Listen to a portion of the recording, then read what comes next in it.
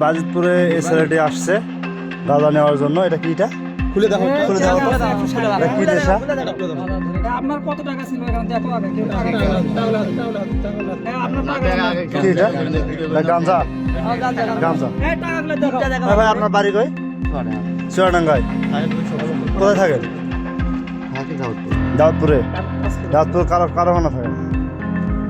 হ্যাঁ ভাই ছেড়ে দেবো, সমস্যা নাই। কার কাছ